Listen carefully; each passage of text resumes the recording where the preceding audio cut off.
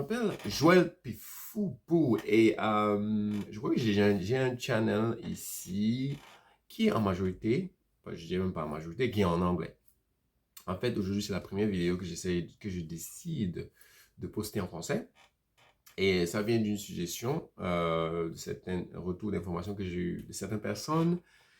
Et alors, j'ai décidé de poster une vidéo en français et commencer peut-être à traduire certaines vidéos que je vais poster. Ça dépendra de ce que je verrai, l'impact. Et donc, je décide de les poster de les traduire en français. Alors, le sujet d'aujourd'hui, n'est-ce pas, c'est dans le domaine des finances, finance and money.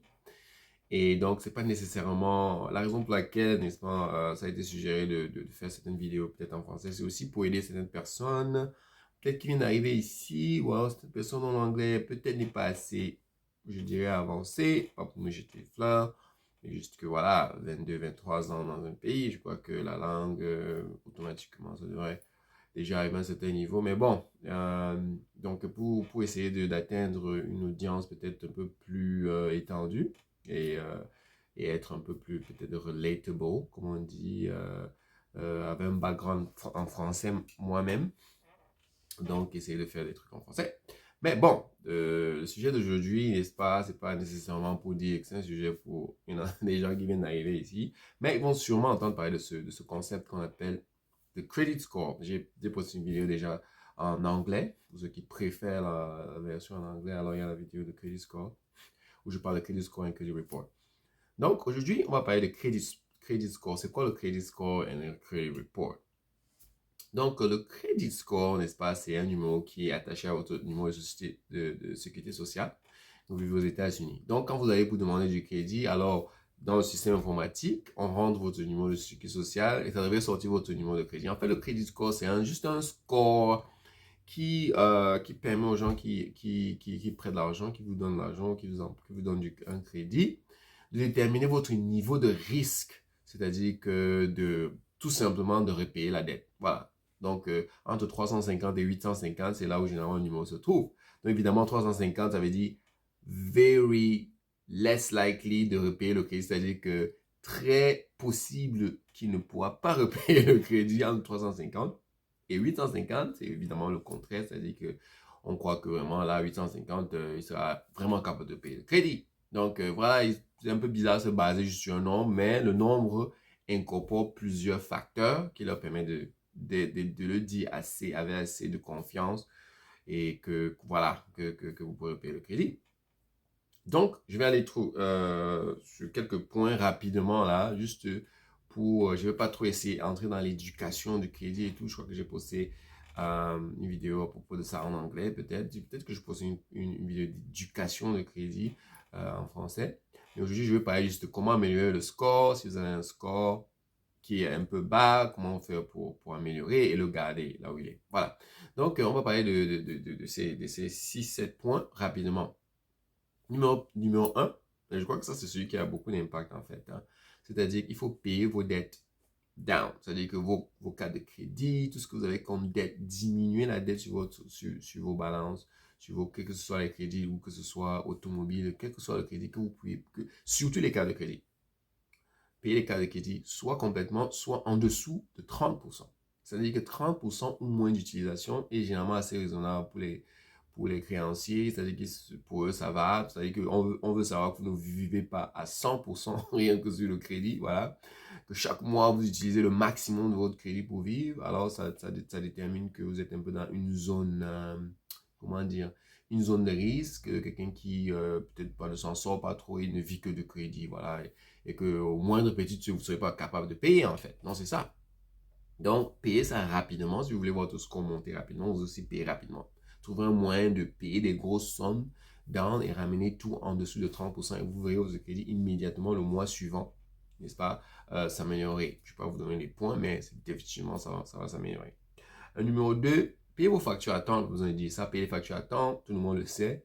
Et surtout, voilà, il y a un truc ici, c'est-à-dire que quand vos factures vont plus de 30 jours impayés, c'est-à-dire que vous avez dépassé 30 jours impayés, alors on reporte ça sur votre credit report. Et dès Dès que ça apparaît sur votre crédit, ça vous prend les points, ça vous réduit le point. Rappelez-vous que chaque fois que vous allez vers le côté de 350, pas bon du tout, c'est le rouge. Vous devez aller du côté de 850. Donc, tout ce qui peut faire que votre crédit n'aille pas dans ce côté de 350, qui est la totale, la cata, vous devez aller plutôt de ce côté de 850, ce qui fait que c'est l'objectif de cette vidéo, vous permettre de vous aider à comprendre et d'aller un peu plus de ce côté-là. Parfois, ça prend du temps, parce que pour certaines personnes, ça prend des années si vous allez doucement. Alors, ce que je dis, c'est pour le faire rapidement, donc faites ces choses. Surtout se payer des grosses bandes de vos cartes rapidement ou les prendre. Et je ne vais pas vous dire où chercher l'argent, vous trouvez les moyens de le faire, vous le faites. Voilà, c'est ce qu'il faut faire. Donc, j'ai dit payer les factures à temps.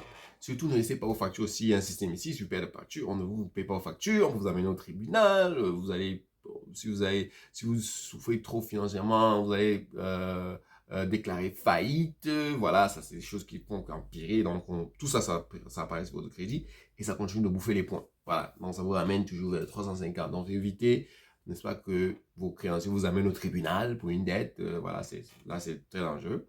Vous pouvez même passer entre 1 et 30 jours, ce n'est pas grave, tant que vous payez dans les 30 jours avant que ce ne soit reporté. Voilà, vous jeter des gens paniquent un peu là. Oh, ouais, j'ai passé 2 jours. On ne reporte pas jusqu'à ce que ce soit 30 jours d'impayé avant que ça n'aille sur votre score. Je ne suis pas là pour recommander de passer 30 jours sans payer. Je vais dire, vous payez toutes vos dettes, toutes vos factures avant que ce ne soit dû ou à la date où c'est dû. Voilà. Et donc, voilà. Le prochain point qui aide votre score à monter, c'est la variété. La variété de vos comptes de crédit, c'est-à-dire que vous ne pouvez pas avoir seulement les crédits de carte, vous n'avez pas de... Bref, pas vous dire que vous devez aller chercher une automobile, acheter une automobile à crédit parce que vous voulez la variété. En fait, c'est comme ça que ça se présente au fil des années. Quand vous vivez ici, il y a une variété de crédits. Mais on veut voir une variété.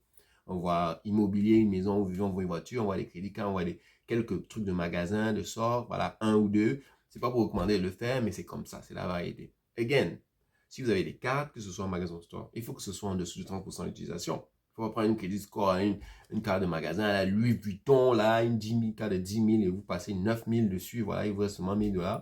Alors, chaque mois, on regarde. Et quand on voit que vous utilisez à 9 000 tous les mois sur une carte de 10 000, ça ne se présente pas bien. Et quand vous allez appliquer pour un crédit, on regarde tout ça. On dit, ah, celui-là, non, il vit trop de crédit, voilà, on ne peut pas en donner parce que tôt ou tard, il va commencer ça va devenir un problème pour lui de payer tout ça. Non, on refuse. Et donc, il faut éviter ça. Donc, en dessous de 30%, voilà. Ou payer jusqu'à zéro. Mais ne fermez pas vos cartes, ne fermez pas vos comptes parce que, justement, je vais arrêter au prochain point, c'est-à-dire la longueur d'existence. Si vous fermez les comptes, alors ça compte la longueur d'existence de vos comptes. C'est-à-dire que vous avez ouvert une carte ou ouvert un compte, il faut que ce soit de 5 ans ou plus. Si vous fermez tout ce que vous... C'est bien de payer et de payer à zéro et tout, mais il faut les garder, n'est-ce pas, ouverts. Dépendamment de quel genre de créditeur, parfois certaines personnes, il y a des petites pénalités de garder ouvert sans utiliser quoi. Mais la majorité du temps, vous gardez, ça vous aide avec la longévité, voilà, de votre crédit, de vos comptes. On veut voir 5 ans ou plus, les comptes de 15 ans, 20 ans, et on veut voir que vous avez l'ancienneté dans l'utilisation et aussi que vous payez bien, vous payez à temps et tout ça, ça compte. Voilà, et que vous n'avez pas trop de haute dette et tout. Voilà, il y a ce qu'on appelle le ratio de dette à vos revenus. On parlait de ça quand on entend plus de profondeur pour le crédit. Aussi, ce qui affecte votre score négativement, c'est quand vous postulez pour le crédit, ne faites pas plusieurs postulations. En un mois, vous appliquez pour 4 cartes de crédit, 2 loans personnels. En même temps, vous êtes en train d'acheter une maison. Tout ça, c'est négatif. Il faut le faire assez séparé dans le temps. Vous appliquez pour une carte ici, 6 mois plus tard, peut-être vous allez appliquer un autre truc. Mais trop rapproché, eh bien, ça vous bouffe des points parce que, again, ça donne des red flags, ça donne des signes qu'il y a quelqu'un là qui est constamment en train de demander le crédit. En un mois, il a demandé trop de crédit. Voilà. Donc, sûrement quelqu'un, again, c'est toujours pour donner l'idée à ceux qui prêtent de l'argent. Est-ce qu'il est toujours en train de chercher à vivre à crédit? Est-ce qu'il n'est pas en train de souffrir? L'objectif, c'est de savoir si les gens vont commencer à souffrir et ne pas pouvoir payer leurs dettes. Voilà, ils veulent récupérer l'argent, c'est tout. Donc, ils veulent des signes qui montrent que non, on n'aura pas de problème, c'est tout. Et puis, voilà. Et voilà, finalement, je crois que ça, c'est les points les plus importants. Et puis, il faut aussi que vous puissiez monitor, comme on dit, c'est-à-dire que suivez votre crédit report, suivez votre score. Les crédits bureaux qui donnent ces scores-là, ils ont des reports qu'ils peuvent vous donner par an. Et c'est gratuit. Vous pouvez demander un report par an gratuit. Mais il faut vous assurer que vous faites une demande de votre crédit report pour voir ce qui est dessus. Ça va vous montrer tous vos comptes ouverts, les crédits des voitures, maisons, cartes, tout ça, c'est dessus. Alors, vous vérifiez que tout est là et que c'est vous qui avez vraiment ouvert ces comptes. S'il y a un truc dessus que vous êtes sûr, faites attention parce qu'il y a des gens qui ont ouvert des trucs il y a des années, ils ont oublié de payer. Et voilà, oh, je ne reconnais pas ça. Voilà, il y a une façon de faire ça. Ils peuvent vérifier, revérifier quand vous voulez disputer et vous renvoie la preuve que non, c'est vous qui avez ouvert ça. Et si c'est renvoyé, ça reste. Si c'est pas vérifié hein, par le créancier original et que ça revient et que ça n'a pas été vérifié, ces gens de bureau, des gens qui gardent votre report, ils peuvent enlever ça sur votre report. C'est pour ça que c'est important. Si vous pouvez continuer à vérifier et checker ça chaque fois, chaque an, une fois par an, voilà, vous assurez que tout est authentique. Et ce que j'allais, le dernier point, c'est de dire que vous pouvez disputer certains trucs sur votre report, c'est-à-dire que vous dites que là, voilà, il y a une façon de le faire online. Les trois compagnies, en fait, qui s'occupent du crédit, il y a Experian, il y a TransUnion et il y a Equifax. Experian, TransUnion et Equifax. Voilà, ce sont les trois compagnies qui sont connectées à tout ce qui est crédit, compagnie aux États-Unis. Et ce que les compagnies qui donnent de crédit font, c'est qu'ils souscrivent à ces bureaux-là. Et voilà, ils les utilisent quand les gens viennent pour appliquer pour le crédit. Voilà, ils mettent votre carte de sécurité et ces gens leur donnent votre score. Voilà, et c'est ça qui leur permet de dire non, accepter ou refuser. Voilà. Mais c'est pas automatique. Souvent, il y a certains endroits où peut-être ton score est quelque part là, dans les 640, machin. Alors, bon, on refuse pas automatiquement certains endroits, c'est automatique. C'est-à-dire qu'il met le score comme indicateur numéro 1. Dès que le score sort, c'est accepter, refuser. Il y a d'autres endroits, le score sort, c'est acceptable. Donc, on regarde d'autres trucs, quoi. L'histoire, comment vous avez payé, si vous payez des trucs en temps, vous avez payé des trucs qui ont dépassé 30 jours, qui ont été reportés, et tout ça. Donc, c'est un peu différent parfois, mais automatiquement, si vous avez un haut crédit, vraiment, vous avez plus de chance. Ah, voilà, c'est ça aussi la vidéo. Donc, voilà, première vidéo. Évidemment, les vidéos que je fais, c'est pour éduquer, c'est pour recommander, n'est-ce pas, dans plusieurs domaines en fait. Je parle des finances, relationship, je parle de succès en général.